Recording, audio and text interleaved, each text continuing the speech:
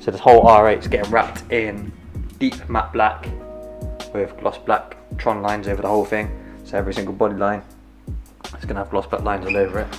Should look pretty cool.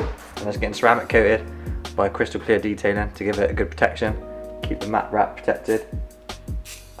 New black badges going on it. It's going to look really cool.